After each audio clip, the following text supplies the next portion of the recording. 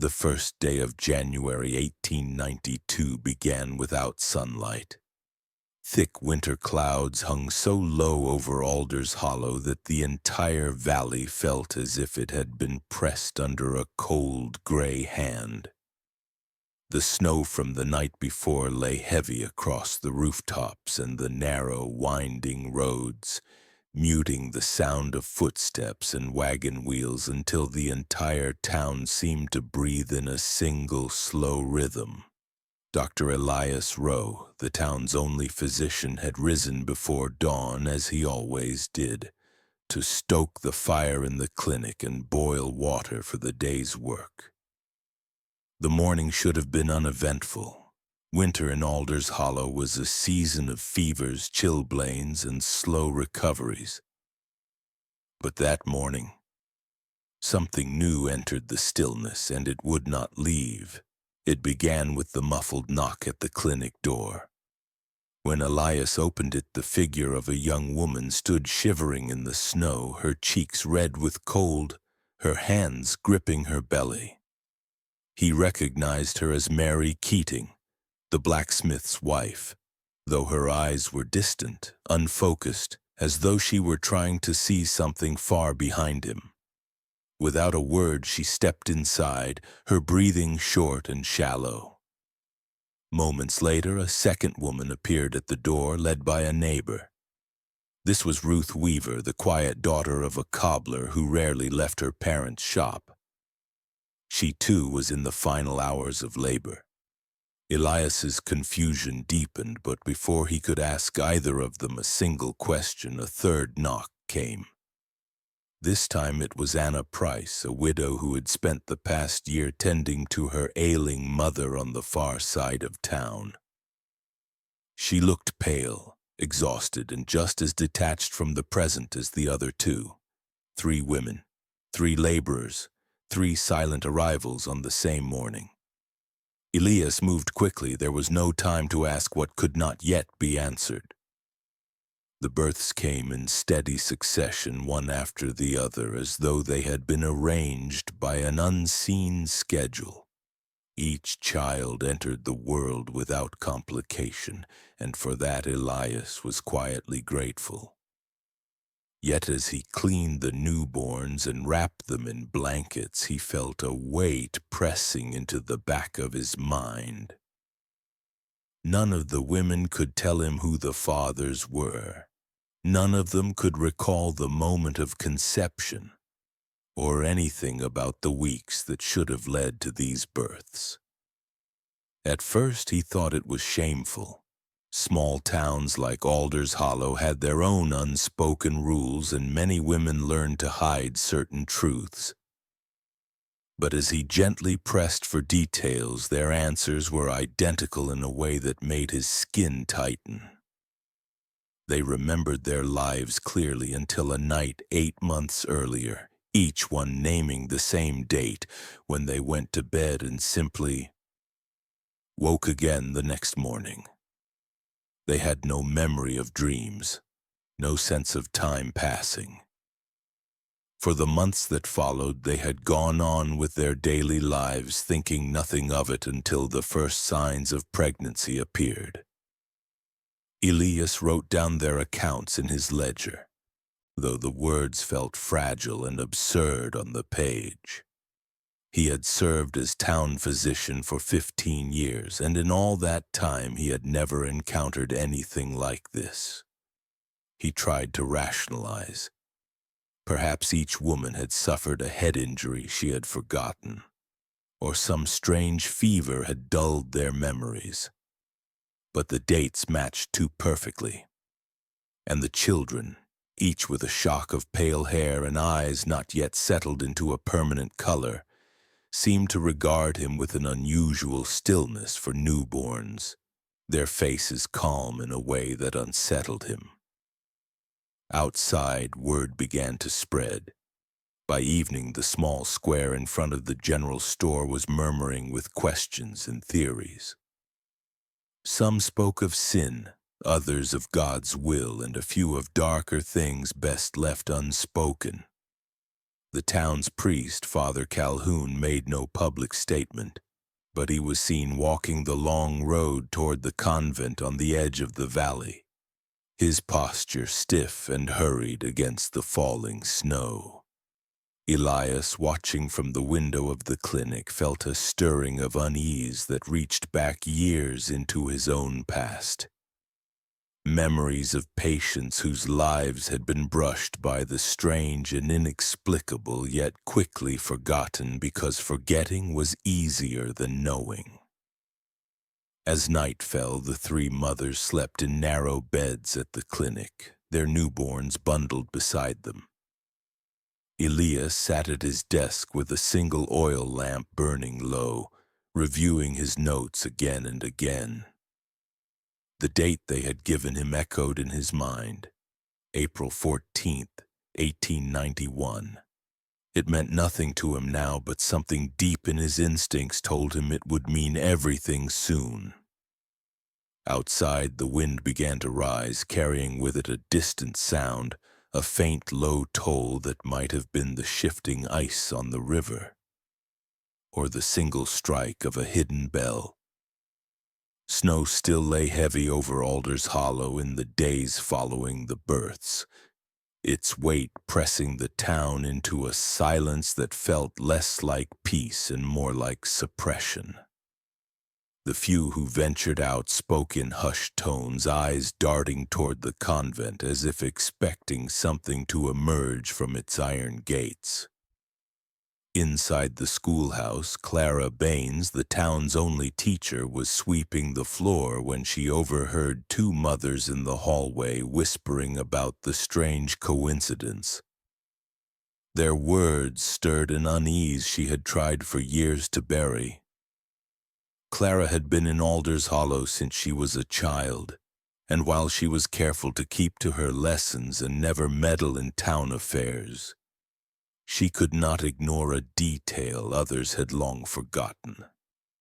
She remembered a winter 12 years earlier when two girls had returned to school after brief absences, both pale and glassy-eyed, their steps strangely hesitant, as if relearning the floor beneath them. One of them had withdrawn entirely a few months later, claiming she was unwell. Weeks after that, Clara had overheard her mother at the market speaking in low tones about the baby she was now nursing. No father was ever named. No questions were asked. The same thing had happened again in the spring of 1884, then once more in 1888, always with different women, always with the same vacant gap in their memories. Back then, Clara had assumed these were isolated cases, sad but unremarkable in a small, close-mouthed town. But now, seeing three women on the same day with the same story, she recognized a rhythm. She spent the next evening poring over the parish birth records stored in the back room of the schoolhouse, a task she had taken on for years without giving it much thought. The older pages were fragile. Their ink faded to a ghostly brown, but the dates told their own truth. Every 4 years, without fail, at least one woman in Alders Hollow had given birth under circumstances so vague that the father line was left blank. In many of these cases, the mother's own account of her life contained a gap, a missing block of days or weeks that no one seemed able to explain. What chilled Clara more was the common thread woven between them. Nearly all had attended, in the months before their memory vanished, a religious retreat at the convent known then as the Sanctuary of Our Lady's Rest. The name had since fallen from use, replaced simply with the convent, as though the past could be erased by shortening a title. Clara's unease deepened when she found that in several years there were entries in the baptism register for children whose mothers were listed only by first name.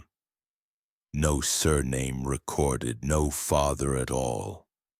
It was as if these women had been plucked from somewhere beyond the town's borders and returned long enough to leave behind a child. She knew enough of human nature to understand that some silences are chosen, but this silence felt crafted, as if imposed by something larger than shame. In the days that followed, Clara shared her findings quietly with Elias Rowe, slipping into the clinic under the pretense of delivering books for the convalescing mothers. She found him in his office, hunched over his own ledger, the lines of his face deepened by sleeplessness. When she laid her notes before him, his eyes flickered with a recognition he did not want to voice. Together they saw the shape of it, an unseen pattern stretching back decades, hidden in plain sight. Yet they also understood the danger of speaking it aloud in a town that revered the church as the final authority. Outside, the snow kept falling in slow, deliberate flakes as though time itself had thickened. People moved through the streets without lingering, the air sharp with a kind of watchfulness. At night, Elias thought he could hear the low hum of a bell, though no bell tower stood in the valley.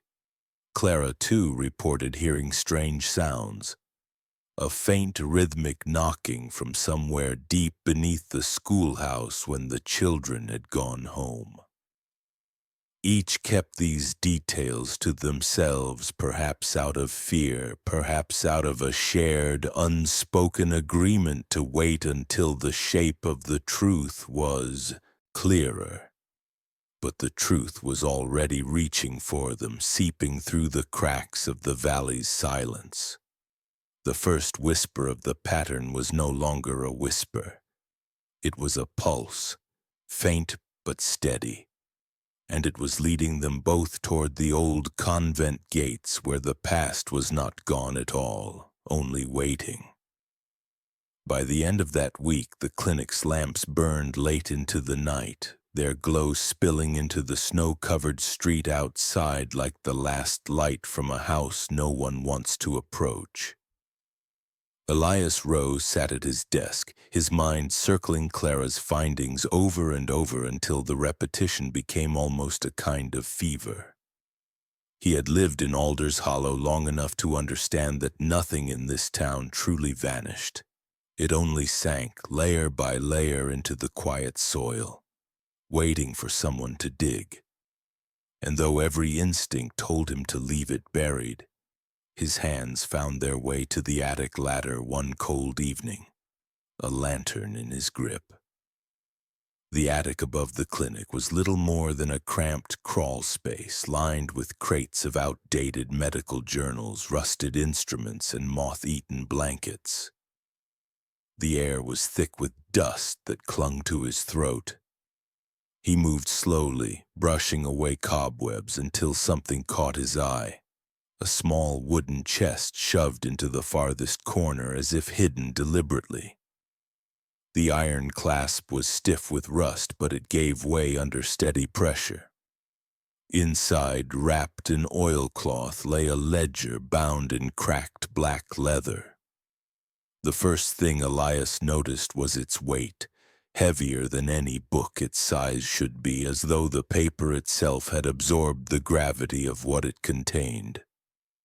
When he unwrapped it and opened the first page, the neat, careful handwriting of Sister Agnes Vale stared back at him. He knew her script well. She often sent him notes requesting medicine for the convent's elderly sisters. The early entries read like medical records, names of women, dates of arrival at the clinic, brief descriptions of ailments. But soon the tone shifted. Words like blank period, memory lapse, and return to function began to appear.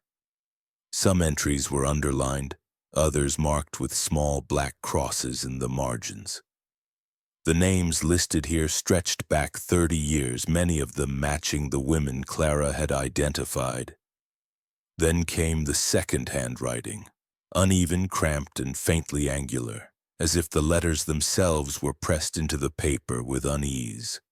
Instead of a name, the writer signed only with a small symbol, an inverted lamb, its legs curled unnaturally upward, its head missing.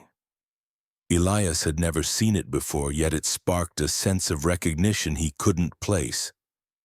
The entries under this hand were colder, stripped of empathy, recording the women's experiences in blunt fragments. Subject compliant. The gap remains intact. No dream recall. At times, instead of describing the child born, the writer noted yield adequate or yield exceptional, as though referring to a crop. The most recent entry was dated less than a month ago. The subject's name was Hannah Lowe. Elias felt the muscles in his back tense. Hannah had walked into his clinic only days earlier, her memory fractured. This was no relic of the past. It was still happening. He carried the ledger down to his office, setting it beside Clara's own notes. The pattern now had a body, something tangible, its evidence bound in stitched leather and hidden in his own building. He wondered how it had gotten there, whether Sister Agnes had placed it herself, knowing he would find it, or whether it had been left years ago by someone who understood that one day the wrong hands would have to become the right ones. The next morning, Elias made his way to the convent under a pale winter sun, the snow creaking underfoot. The convent's high stone walls rose from the valley floor like the spine of some ancient creature. The gates were closed but unlocked, swinging inward with a slow groan. Inside, the air was still and cold, the courtyard empty. He found Sister Agnes in the small chapel lighting a candle. She turned at the sound of his steps, her lined face breaking into a serene smile. Elias mentioned the ledger only obliquely, asking about the history of the convent's care for women in distress. She answered in that measured, melodic voice he had always known, speaking of retreats for the weary and restorations of spirit. But as she talked, he watched her eyes, and in them he saw something mechanical, a precision that did not belong to warmth or memory. When he pressed about the inverted lamb, her gaze did not falter, but the muscles in her hand tightened around the candle. She said the symbol meant nothing, that the convent had always served God and the poor. Yet her tone was too even, too practiced, like a bell struck at the same pitch each time. Elias left with more questions than answers, the ledger wrapped in cloth and hidden beneath his coat. As he walked back through the snow, he felt the strange pull of the pattern tightening, as though the valley itself had begun to arrange his steps towards something inevitable. The clinic, the schoolhouse, the convent, they were no longer separate places in his mind, but points on the same buried map. Somewhere in that frozen geometry the truth waited, and now he knew he would not stop until he found it. The snow had turned to brittle ice by the time Elias returned to the convent gates. The sun was barely a smear of light above the mountains, and the valley was steeped in a blue-gray haze that made the stone walls look even colder. He had not planned to come back so soon, only a day after his first visit, but the ledger's presence under his desk drawer felt like a weight in his chest. Every time he glanced at it, he thought of Hannah Lowe's blank eyes, of Mary Keating's distant expression as she cradled her child, and of Clara's quiet insistence that patterns do not form by accident. Inside, the convent was warm but airless. Candles flickered along the narrow hallways, their wax pooling onto brass holders. The scent of lavender and something faintly metallic hung in the air, a smell that made him think of both sickness and sanctity. Sister Agnes appeared at the end of the corridor before he could knock, her hands folded neatly before her face arranged in that calm, almost sculpted serenity she had worn for decades. "Dr. Rowe," she said, her voice like the soft echo of a chapel bell. "Back so soon. Is one of the mothers unwell?" Elias told her they were stable, recovering, and then without preamble he mentioned the ledger. He watched for even the smallest shift in her expression, but her eyes remained steady, her mouth unchanged. She smiled, a measured curve of lips that never reached her eyes, and asked if she might see it. He told her it was not with him. That was a lie. They moved to a small room off the main hall, sparsely furnished except for a heavy oak table and two straight-backed chairs. Agnes sat across from him, folding her hands in her lap, the candlelight catching the fine lines of her face. She began to speak, not about the ledger itself, but about the work of the convent, how they had taken in women broken in spirit, how they had cleansed the womb to cleanse the soul, and how their service was a gift no man could fully understand. Her voice was warm, but there was something rehearsed in her cadence, as though these words had been spoken countless times before, always in the same order, always with the same inflection.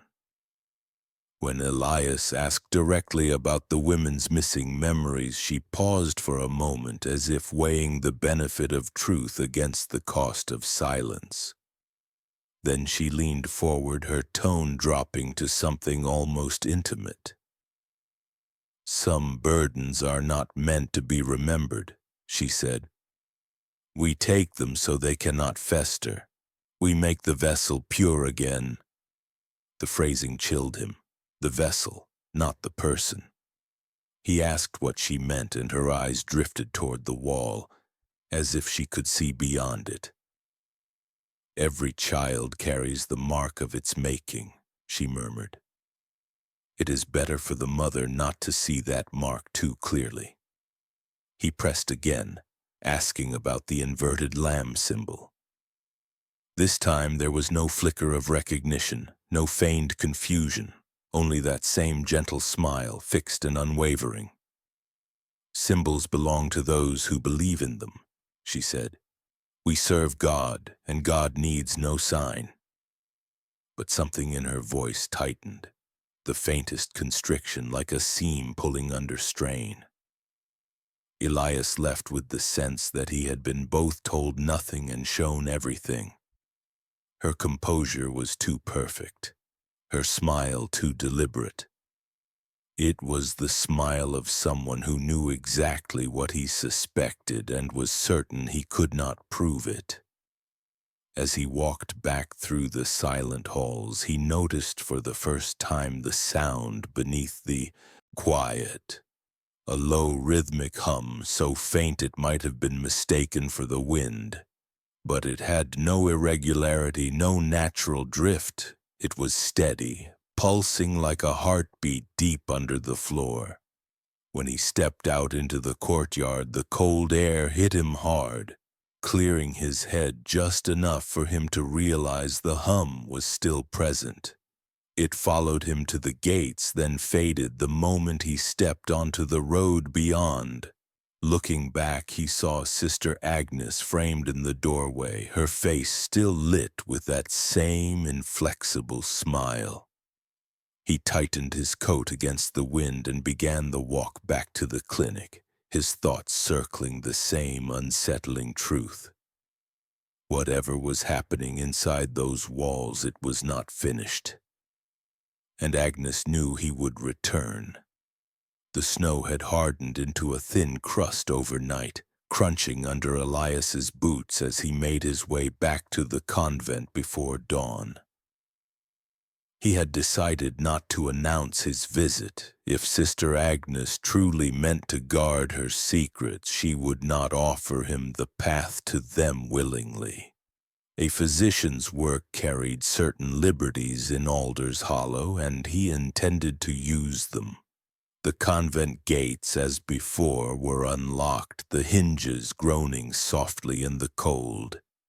Inside, the courtyard lay empty, its thin trees skeletal against the pale morning sky.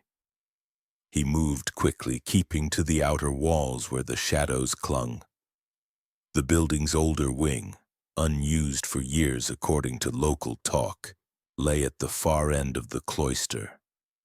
Its windows were opaque with frost, some boarded over from the inside. The heavy door at its entrance was secured only with a loop of tarnished chain and a padlock so rusted it broke open under the steady turn of a screwdriver. Inside, the air was close and damp, carrying the smell of long unwashed cloth and something faintly sweet like fruit gone soft. Dust lay thick on the floor, disturbed only by a narrow trail of footprints that led down the hallway and then veered toward a single door at the far end. The door itself was unremarkable, plain wood with a handle polished smooth by years of use. But the moment Elias stepped inside, he understood why the place had been sealed. The chamber beyond was unlike any room he had ever seen. The walls did not meet the floor or ceiling in angles. Instead, they curved seamlessly like the inside of an enormous hollow shell. There were no corners, no edges where shadows could gather. The surface was smooth plaster, pale and bare, but for faint circular stains on the floor where metal had once rested. Then he saw the cradles. 6 of them bolted directly into the floor, their iron frames small and unadorned, each with a set of leather straps hanging above from a hook embedded in the ceiling curve. The straps were stiff, cracked in places, darkened with stains that no amount of time could disguise. Beside one cradle lay a scrap of white cloth no bigger than a handkerchief with a name stitched into it in fine, careful letters. L. Harper. His stomach tightened as he bent to pick it up. The fabric was cold, brittle at the edges, and when he held it to the light, he saw faint brown specks embedded deep into the weave. More scraps lay in a heap near the far wall, each with a name. Some faded to illegibility, others as clear as if they'd been sewn yesterday. In the silence, he became aware of an acoustic peculiarity to the room. Every sound he made, from the scuff of his boots to the slow exhale of his breath, seemed to hang in the air a moment longer than it should. The curved walls returned each noise without distortion, as if the room were designed to make its occupants hear themselves too clearly. He imagined a woman lying strapped into one of those cradles, unable to see corners, unable to anchor herself in space, hearing her own breathing grow louder and louder until it filled her mind.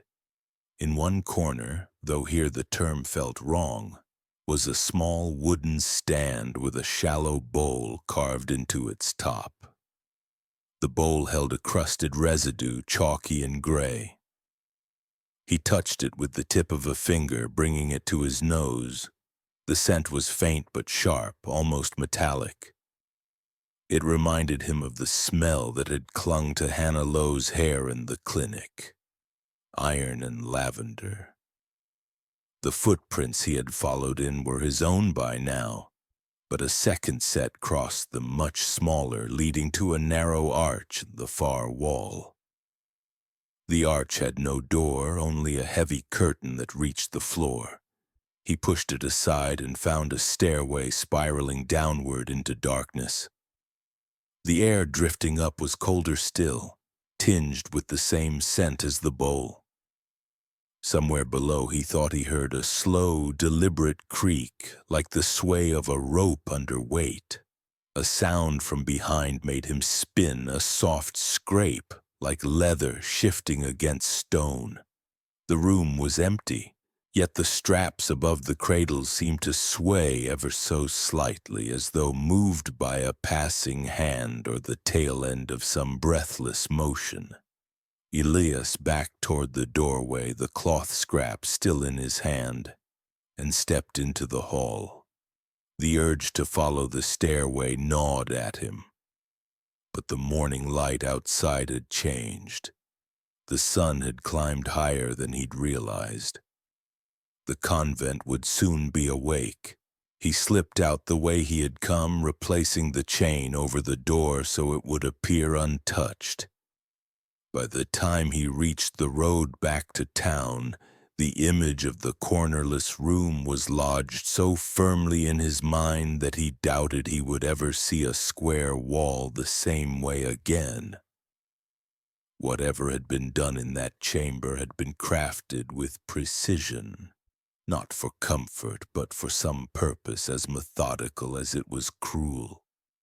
And he could feel in the pit of his stomach that purpose was still alive, waiting for its next use.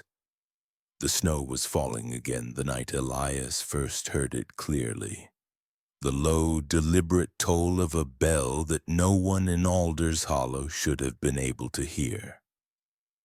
There was no bell tower in the valley, not in the church, not in the convent, not anywhere within miles.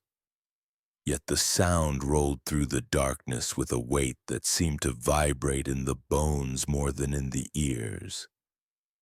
It was not the bright peal of a church summons, but a slow, singular note, each strike spaced as though marking not time, but something far older and slower.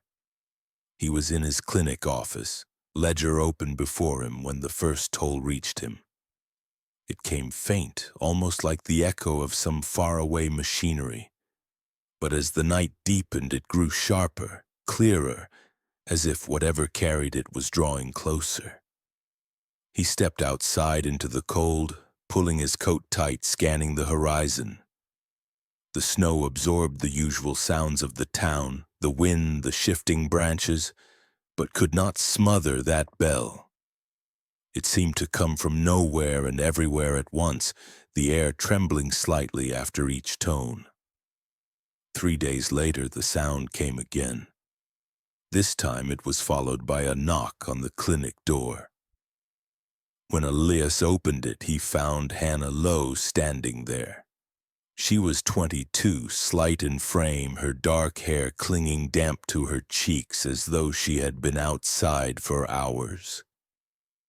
Her eyes were wide, but without focus, her expression caught between confusion and dread. She told him, or rather tried to tell him, that she could not remember where she had been for the last 2 days. She had been walking home from the bakery, and then the next thing she knew, she was standing on her own porch, the light already fading. Elias guided her to a chair, taking in the details he had learned to look for. There were no injuries, no marks of restraint, nothing that would tell another person she had been taken anywhere at all. But the smell. It was there again, faint but undeniable. Iron and lavender, the same mixture he had found in the cornerless room and on the cloth scraps. It was woven into her hair, her scarf, even the wool of her coat. As he examined her, she spoke in halting fragments. She remembered hearing water dripping somewhere close, the sound echoing against stone. She thought she had dreamed of being submerged in something. Not water exactly, but thick and warm, yet still able to breathe. She could not remember a face, only a dim glow overhead that pulsed in time with some low, steady rhythm. When she tried to focus on the details, her voice slowed, and she pressed a hand to her temple as if the effort caused pain.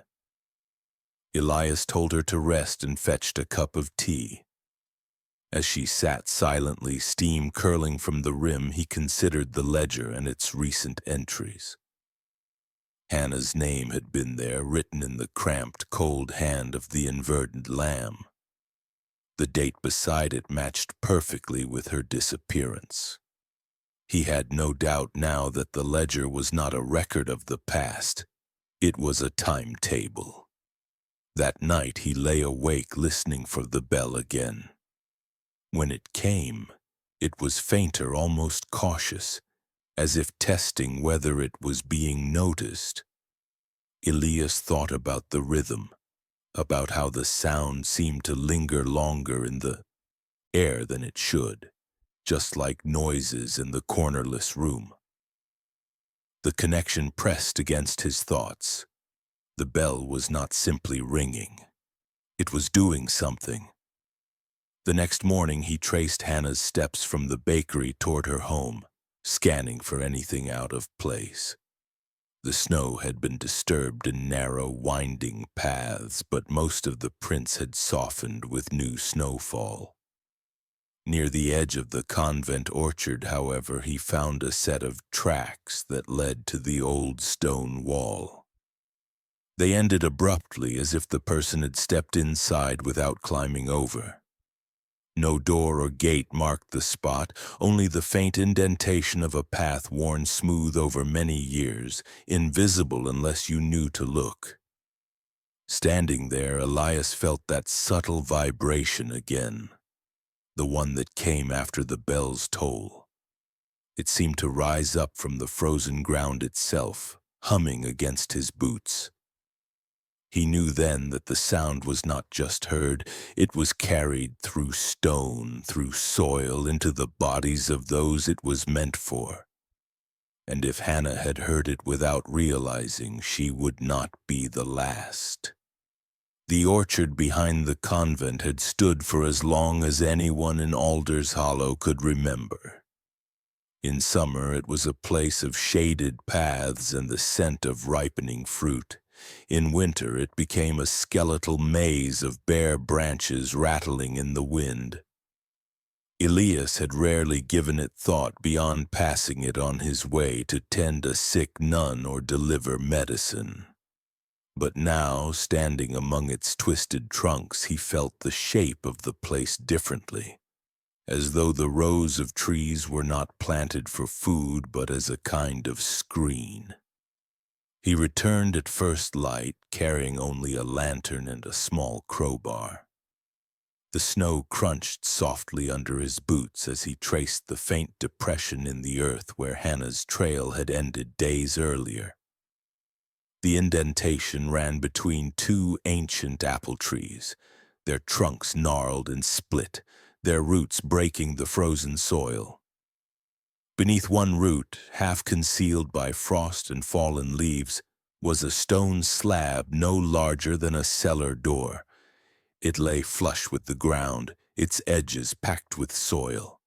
But the thin seam running its perimeter betrayed its true nature. With steady pressure, Elias pried at one corner. The slab shifted with a long, reluctant groan, exhaling a gust of stale, cold air.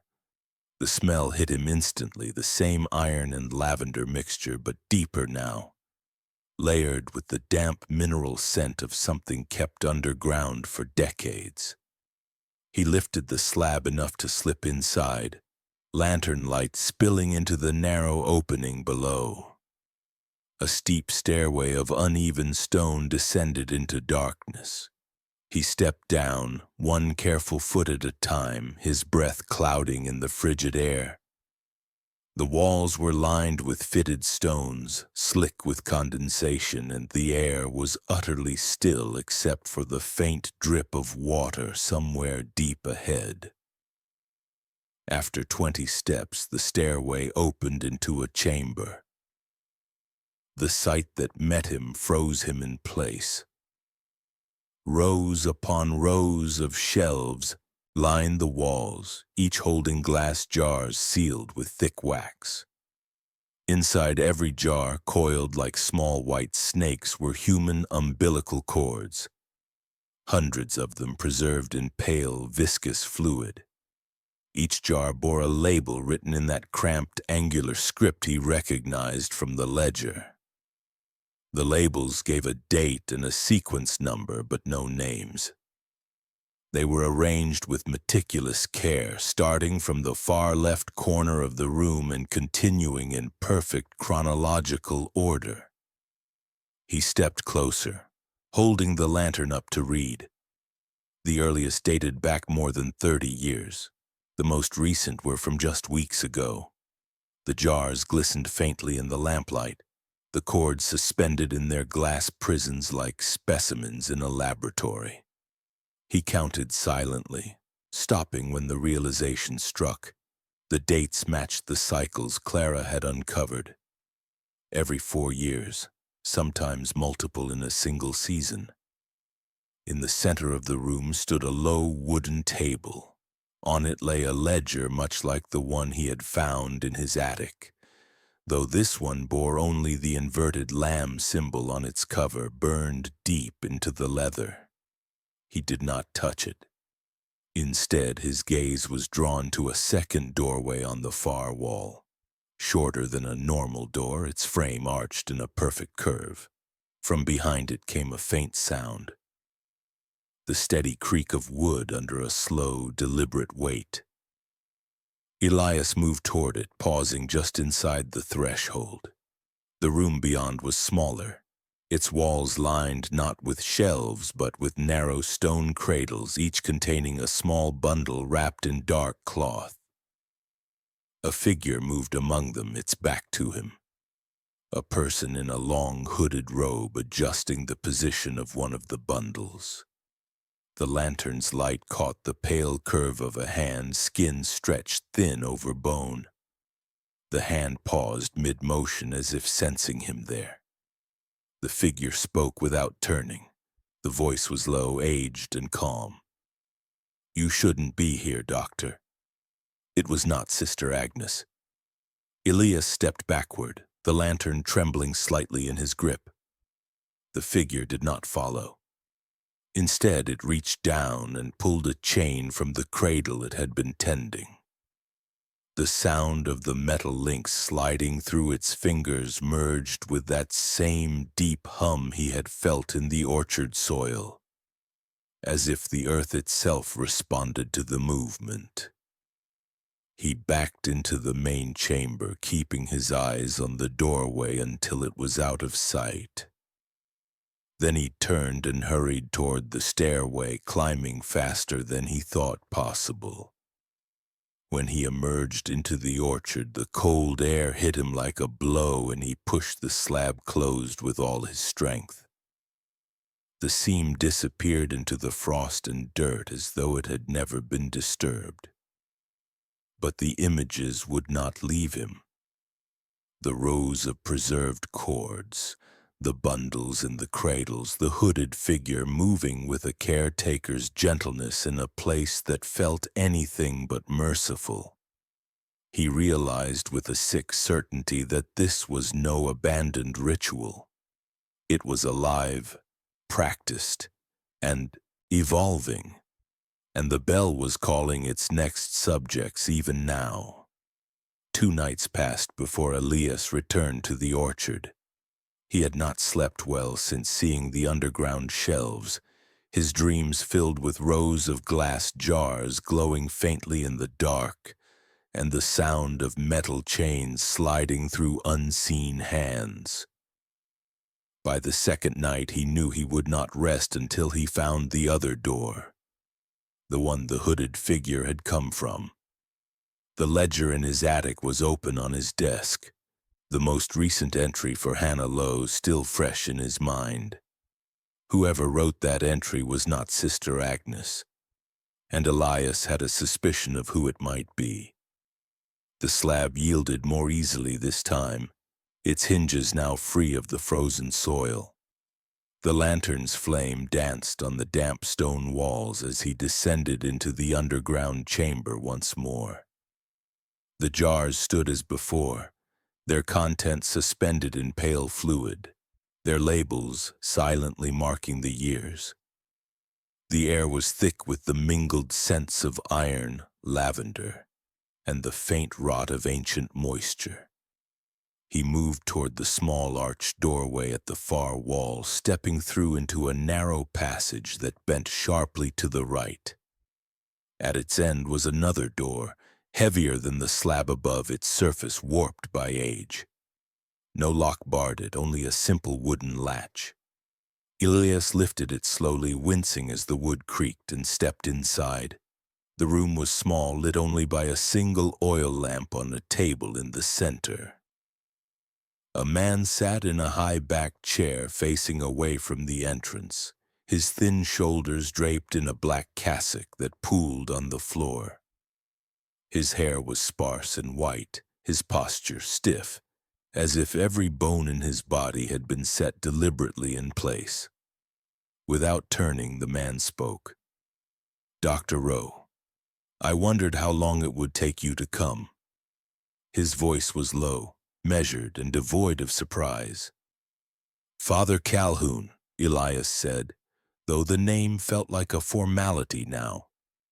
The priest had been a fixture in Alder's Hollow for as long as Elias could remember, officiating baptisms, funerals, and weddings with the same cool detachment. In recent years, age had forced him into the background, leaving Agnes and the younger sisters to manage daily affairs. Yet here he was at the heart of the orchard's secret, sitting as if he had been expecting this meeting for decades. Calhoun gestured to the chair opposite him. "You have questions. That is natural. You have seen pieces but not the whole, and pieces can only tell you so much." Elias did not sit. "I've seen enough to know this isn't mercy, it's not care, it's—" Calhoun raised a hand, thin and translucent in the lamplight, cutting him off. "It is preservation. Not of the mother, but of what she carries. And what she carries is not merely flesh and blood. Do you know what is lost at the moment of birth, doctor? Most see only the body, the child. But there is another thing, something that slips away unless you catch it in the moment. Memory. Not the mother's. The child's." Elias felt the cold air deepen around them. Calhoun continued, his tone now almost reverent. "Every soul enters with a memory of where it came from. A pure memory, untainted by the filth of living. It lasts only a breath, a heartbeat before the child's lungs fill and the memory is gone forever. We learn to take it, to draw it out, and to keep it intact. In the right hands it can be placed elsewhere, into another child, into an empty vessel, even into one who has forgotten. The jars, the preserved chords." Elias felt the logic of it form in his mind, though it was a logic twisted beyond any he could accept. "You take the mother's memory to—" "What? Make room?" Calhoun's lips curved faintly. "Not make room. Protect the space. The mother's memory of how the child came to be, that is dangerous. It stains the child's arrival. We remove it along with the pure memory of origin and hold both, safe, separate. The mother is spared the burden, the child is spared the corruption, and those memories, they can serve a greater work." Elias thought of the 3 newborns in his clinic, their identical pale eyes, their unnatural stillness. "And the mark they carry?" he asked. The priest leaned back, the chair creaking softly. "Every child who passes through the ritual carries a seed of the memory we've chosen for them. Some will bloom, some will not. That is for God to decide." Elias took a step closer, his voice tight. "And the bell? What does that call?" Calhoun's gaze finally met his, the pupils clouded with age yet steady. "It calls the vessel to the place. It tells her it is time. She will not resist. She will not even understand she is moving toward us." The hum beneath the orchard soil, the slow toll in the night. It all fell into place. Elias realized that the ritual did not just happen in the cornerless room. The entire valley was part of the mechanism. Calhoun looked past him toward the door. "You've come far enough, Doctor. Leave while you still believe you have a choice." Elias did not answer. He turned and walked back through the narrow passage, past the shelves of jars, and up the stairs into the cold night. The slab closed above him with a sound like the final page of a book being shut. But the story, he knew, was still being written. Elias had always thought of evil as something chaotic: rage, greed, violence without order. But the ritual Father Calhoun had described was the opposite. It was methodical, deliberate, paced like the ticking of a clock wound centuries ago. That night, sitting alone in his clinic with the ledger open before him, he began to reconstruct the process. Every detail Calhoun had given him, every scrap of sensory memory from the cornerless room, every trace of the iron and lavender scent became part of a sequence. It began with the bell. Calhoun's voice had given away more than he intended when he spoke of calling the vessel. The sound was not meant for the town. It was tuned for one mind at a time, chosen from the ledger's timetable. The tone's pitch and vibration stirred something deep in the subconscious, pulling the chosen woman into a state between waking and sleep. In this state, she would walk willingly toward the source, often in darkness, crossing streets and fields without later recalling the journey. The next stage was entry into the cornerless room. The absence of angles stripped the mind of orientation.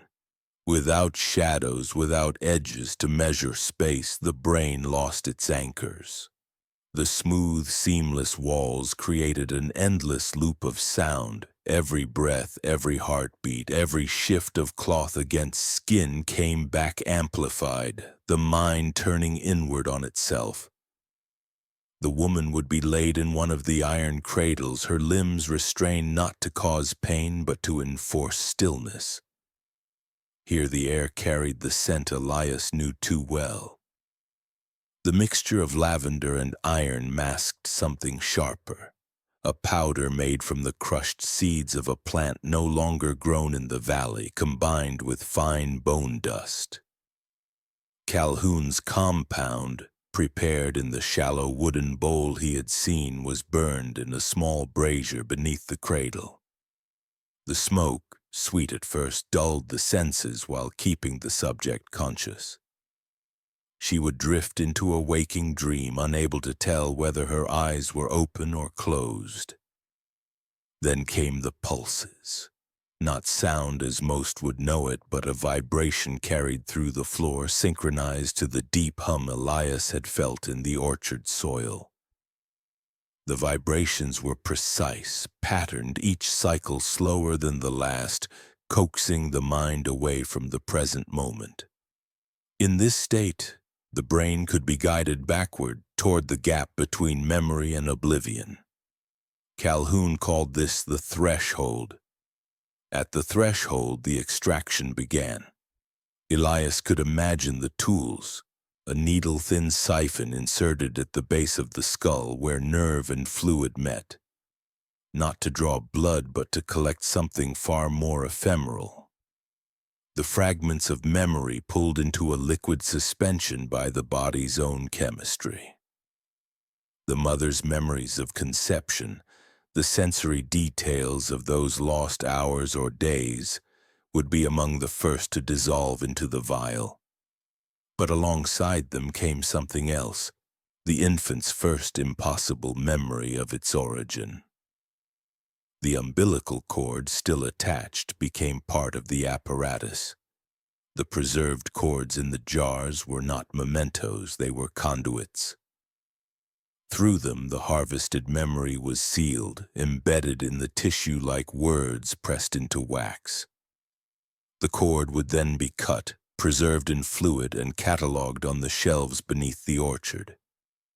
Each was both a record and a vessel, holding what no mind was meant to recall. Elias saw the ritual in its entirety now. The careful selection, the call, the disorientation, the chemical sedation, the sensory manipulation, the extraction, and finally, the preservation. And through it all, the subject never screamed. She could not because she was silenced, but because she no longer understood she was there. He thought of Hannah, of Mary Keating, of Ruth Weaver, and the way they had sat in his clinic afterward, their expressions soft and blank. The gap in their memories as neat as a surgeon's stitch. He thought, too, of the children, eyes pale gray, unnervingly still, turning their heads in perfect unison. If Calhoun's words were true, each of them carried not only their own fragment of origin, but pieces taken from others, sewn into them before their first breath. The moral horror of it settled over Elias like frost creeping along glass. This was not an old superstition preserved out of ignorance. It was a practice sustained by calculation, each act built on decades of refinement. And it was still happening, following the same timetable, unbroken. He knew the next step for him was not to simply watch, but knowledge was a dangerous currency here. In Alder's Hollow, truth was never enough to end something. Proof was. And proof would mean going back beneath the orchard again, into the chamber where the cords gleamed in their jars, and taking one into his possession. The thought made his stomach knot. But even as he sat there, the sound of the bell rose faintly in the distance, its toll rolling through the valley in a way that seemed to test his resolve. The ledger told him the next vessel was due before the month's end. That gave him little time and less room for hesitation. The clinic had grown too quiet. Winter always brought a hush to Alder's Hollow. But since the 3 births, the silence felt different, heavier, almost deliberate, as if the town itself were holding its breath. Elias had kept the mothers under his care longer than usual, insisting it was for their recovery. Though the truth was he could not yet bring himself to let the children out of his sight. He told himself he was watching for fevers, jaundice, or signs of malnourishment, but deep down he was studying something else entirely. The newborns slept most of the time, but not with the restless twitching of ordinary infants. Their stillness was complete, their breathing slow and even, their tiny fists unclenched. When they did open their eyes, the pale gray irises seemed to settle instantly on whatever they looked at, holding the gaze without wavering. It was unnatural the way they tracked movement, not with curiosity but with a kind of recognition, as if they already knew the world and were merely checking that it had not changed. One morning, Elias leaned over Mary Keating's son, adjusting the blanket. The infant's eyes opened, locking on his face. For a moment, Elias felt a strange pressure behind his own eyes, a subtle pulling sensation, as if the child were not just looking at him, but into him. The sensation vanished as quickly as it came, but it left his pulse quickened and his palms damp. He began to test them quietly with each child. He would pass his hand slowly in front of their face, just beyond their focus. Every time the movement drew their gaze immediately, the head turning in smooth, deliberate motion, no jerky, unfocused flailing like most newborns. He even tried approaching them from behind where they could not possibly see, but still, they would turn toward him the moment his shadow fell over them. The mothers, still weak and often drowsy, seemed unaware of anything unusual. If anything, they spoke of strange dreams they were having. Dreams of floating in warm darkness, of voices humming in tones too low to understand, of hands cradling them without ever touching their skin. Mary said she would wake with the taste of salt on her tongue. Ruth mentioned that in her dream she saw the faces of people she did not know, but felt she had met before. Anna Price simply said she dreamt of being underwater, her eyes wide open and feeling no need to breathe. Elias noted every detail in his own ledger. His suspicion grew that the children carried something more than their own beginnings. Calhoun had called it a seed of chosen memory. But Elias wondered if what had been placed in them was not dormant at all. What if it was awake from the first breath? One evening after the mothers had gone to sleep, he set a small mirror before each bassinet. Ordinary newborns ignored such reflections, their eyes too untrained to recognize or care. But these three stared, no studied, their own faces in the glass, unblinking for long stretches. Hannah's daughter even reached out, her tiny fingers brushing the mirror's surface, then slowly drawing back as though she understood the separation between herself and her reflection. The most unsettling moment came 2 nights later. Elias was writing at his desk when he heard a faint sound from the sleeping room.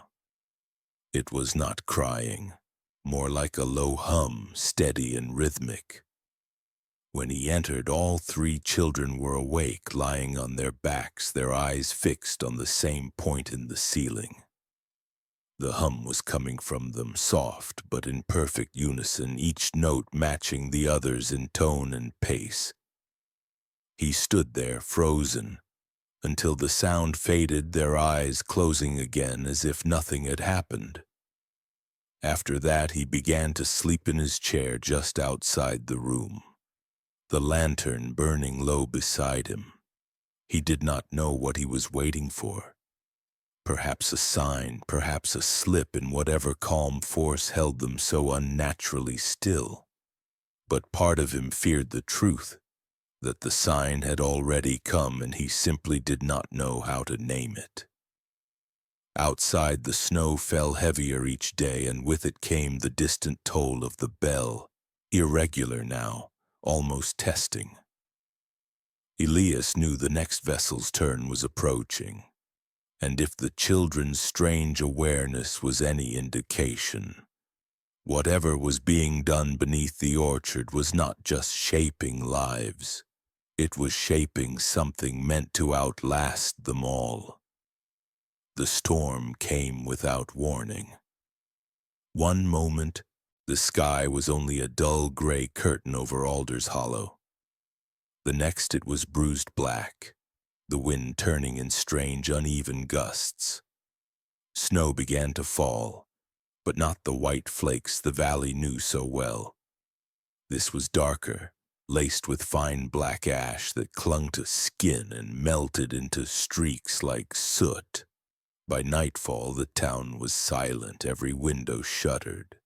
Elias stood at the clinic door, watching the street empty, the flakes swirling in slow spirals under the lanterns, before sinking into drifts that looked as though they had been pulled from a fireplace. The bell began just after midnight. Its tone was deeper than before, almost a vibration in the chest more than a sound in the ear. Elias knew at once this was no ordinary summons. This was a gathering. He wrapped himself in a heavy coat and moved out into the storm, the snow crunching under his boots, each step sinking into the blackened powder. The sound drew him toward the convent orchard, the wind carrying it in slow, deliberate pulses. Through the dark rows of bare apple trees, he saw movement, hooded figures, at least a half-dozen, walking in a loose line toward the slab he had uncovered. Each carried something wrapped in dark cloth, cradled as one might hold an infant. The procession made no sound except for the crunch of their boots and the faint rustle of fabric. Elias stayed in the shadows, moving parallel to them until they reached the slab. One figure knelt, brushing away snow with gloved hands, revealing the seam. Together they lifted it, the slab groaning as it gave way, releasing a rush of cold, damp air. The figures descended, their bundles held close. Elias followed at a distance, keeping to the outer edge of the stairwell until the last of them vanished below. When he stepped into the underground chamber, the lantern light hit him like a sudden dawn. The shelves of jars glistened in rows, each cord floating gently in its suspension. In the center of the room stood 6 cradles, not the iron ones bolted to the cornerless chamber above, but shallow stone troughs lined with white cloth. The hooded figures placed their bundles inside each cradle, unwrapping them to reveal infants swaddled in pale linen. A low hum filled the air, rising from somewhere beneath the floor. It was not a sound Elias heard so much as felt, running up through his boots into his bones. The figures began to sway gently, each in rhythm with the hum, as though caught in the tide of something deep and unseen. Sister Agnes appeared then, stepping into the light from the far doorway. Her hands folded, her face lit by that same inflexible smile. She began to hum along, her voice low but precise, the tone matching the pulse in the ground. From the arched door on the far side came Father Calhoun, moving slowly, his hands clasped behind his back. He stopped beside the first cradle, leaning down as though to listen to the child's breath. One of the hooded attendants handed him a small vial. Elias recognized the pale fluid inside immediately. He had seen it in the glass jars before where the cords floated. Calhoun uncorked it and held it over the infant's face, allowing a single drop to fall on its lips. The child did not cry. Its eyes opened, fixing on him with a stillness that sent a chill down Elias's spine. One by one, the process was repeated. A vial for each child, a drop of fluid, a moment of eye contact. The hum grew louder, the air itself seeming to thicken, and Elias realized with a jolt that it was not just sound. It was breathing. Somewhere below, something vast and slow was breathing, each inhale matched by the sway of the figures, each exhale carrying the scent of iron and lavender. Then, without warning, the bell above tolled once. The hum stopped. The figures froze, their heads bowed. Calhoun straightened, raising his hands slightly as if in benediction. The children lay perfectly still, their eyes open, their tiny chests rising and falling in unison. Agnes stepped forward, placing her hand over the first child's eyes until they closed, then moving to the next and the next. When she reached the last, she looked up, directly toward the shadows where Elias stood. For a heartbeat, the chamber was utterly silent except for the faint drip of water in the distance. Elias's breath caught, certain she had seen him. But she said nothing, only turned back toward Calhoun, her expression unchanged. The figures began to move again, rewrapping the children in their dark clothes, lifting them from the cradles. The hum did not return. Whatever had been done was complete. Elias retreated as they ascended the stairs, their footsteps muffled by the stone. He waited until the slab closed above before he dared move, the smell of the ritual still clinging to the air. When he emerged into the orchard, the storm had begun to ease, the black snow settling in heavy drifts. Above him the sky was empty. No moon, no stars, just a deep, consuming dark. He knew now that the ritual was not merely about taking, it was about placing. Whatever was stored in those jars, whatever was kept in the cords, it had been given to the infants. And once given, it could never be taken back. Elias had no illusions about what destroying the bell would mean. Whatever mechanism it was tied to, whatever unseen machinery carried its sound through the valley, it was the heart of the ritual's reach. Without it, the call could not go out. Without the call, the vessels would not come willingly.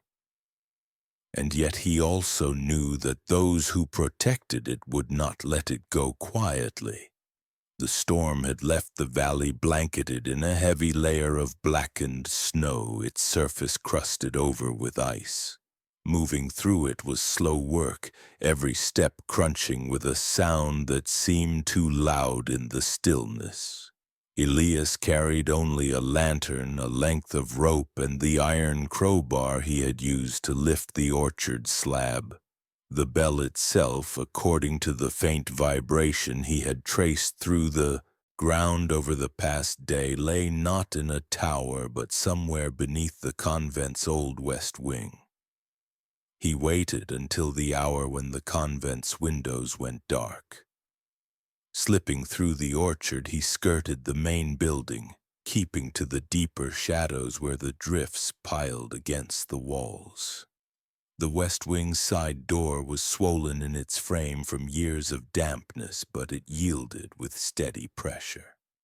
Inside, the corridor was narrow and cold, its plaster cracked in places to reveal the stone beneath. The vibration was stronger here, a slow, steady pulse through the floor like the heartbeat of something immense. Following it led him to a set of steps descending into the foundations. The air grew colder, the walls damp to the touch. At the bottom was a small chamber, its ceiling lost in shadow. In the center hung the bell. It was larger than Elias had imagined, bronze so dark it seemed almost black, its surface covered in faint etchings that spiraled from crown to lip. Thick ropes dangled from its beam, their fibers worn smooth from decades of use. Beneath it, a circular stone platform bore the same inverted lamb symbol from the ledger.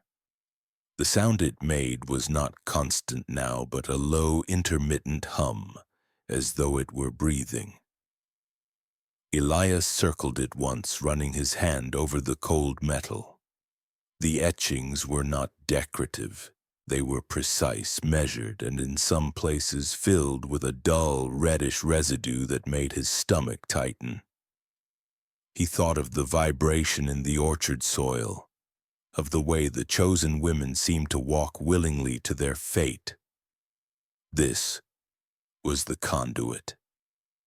Working quickly, he looped the rope around one of the supporting beams above, using it to steady himself as he climbed part way up the frame. The crowbar felt heavy in his hands, but he swung it hard against the bell's rim. The first strike rang out like a deep, wounded groan that seemed to move through the air in slow waves. He struck again and again. Each blow made the hum falter, the vibration in the floor stuttering as if the bell itself were shuddering. On the fifth strike, a hairline crack appeared near the lip, running jaggedly upward. Elias struck at it with all his strength. The crack widened, and with a final wrenching sound, the bell split along its side. The hum died instantly, leaving the chamber in a silence so complete it felt unnatural. For a moment there was only the sound of his own breathing. Then from somewhere deep within the convent came a sudden chorus of screams. They were not cries of pain, but of shock, voices waking all at once from some long suspended state. The sound echoed through the stone corridors, spilling into the valley beyond. Elias staggered back, lowering the crowbar, his chest heaving. He did not wait to see who might come. Climbing the steps two at a time, he emerged into the frozen night. In the distance, he could see the lights of houses flaring to life, figures moving in doorways, confused and shouting. The black snow was still falling, but now it seemed thinner, drifting lazily rather than driven by wind.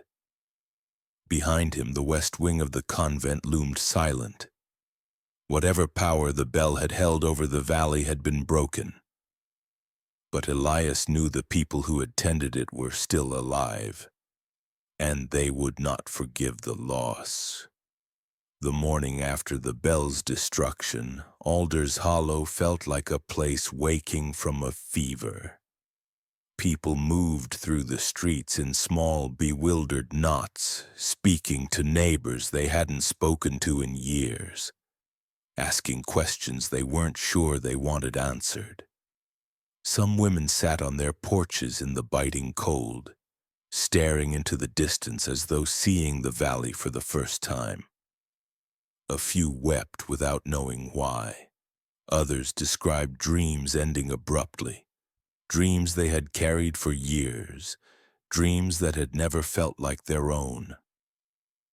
Elias spent the day tending to those who came to the clinic, though most needed nothing but a place to sit and gather themselves. The three mothers, Mary, Ruth, and Anna, woke with a clarity he had not seen since the births. Each of them recalled fragments from the night they had lost, flashes of a room with no corners. The smell of lavender thick in the air and hands moving over them with mechanical care. The memories came in uneven waves, some leaving them trembling, others bringing sudden anger. None could explain everything, but the gap that had once been seamless was now raw and jagged.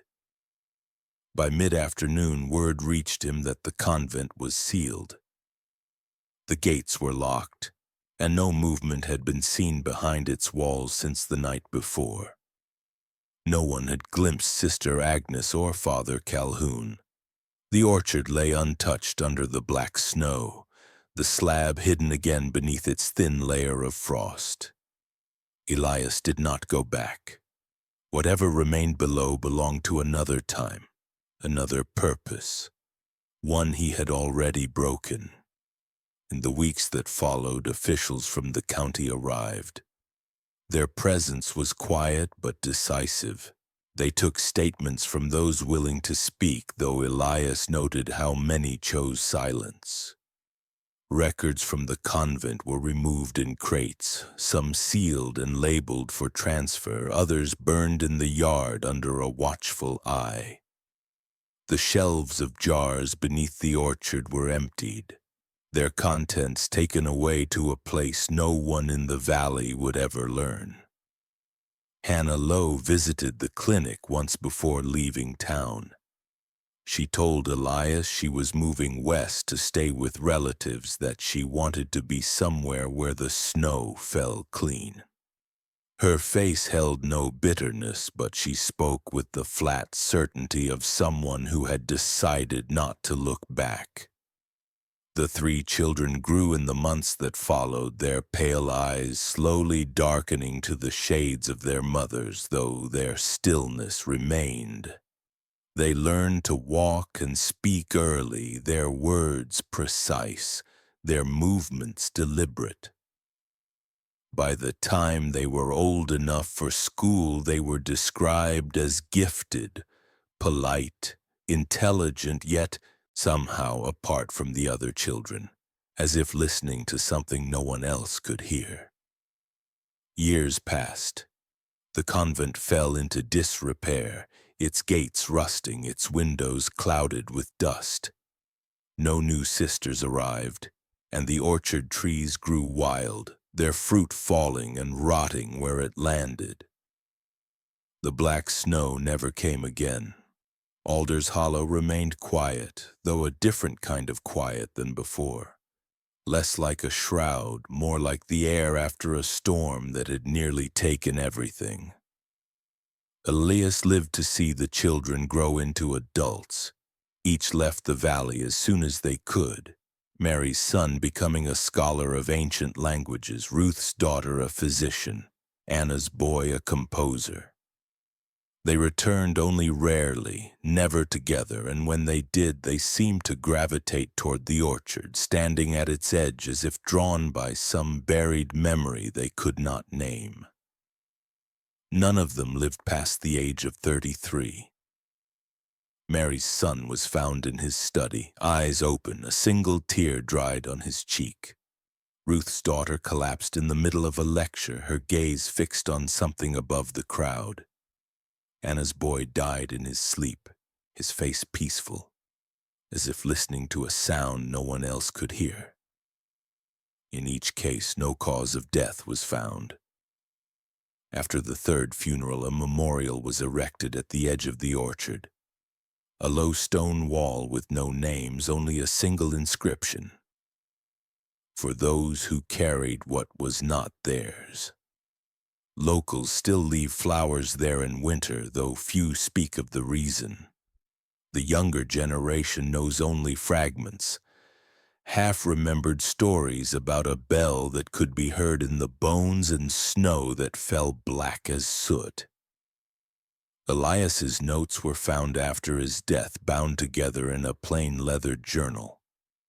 Some pages were so heavily blotted they were unreadable, but others laid out the events in careful, methodical detail. The ledger from his attic was gone. He never said what became of it. County law changed within the year of his passing. New measures requiring unannounced inspections of religious institutions, stricter records of births, and though no one said it aloud, safeguards against what had happened in Alder's Hollow. In the final pages of his journal, Elias wrote not of proof or justice, but of the nature of evil. "It does not always howl or strike," he wrote. "Sometimes it is patient. Sometimes it waits in silence for the moment when it can move without resistance. It thrives where trust is automatic and questions are unwelcome. And when it is dressed in the language of care, most will open their doors willingly."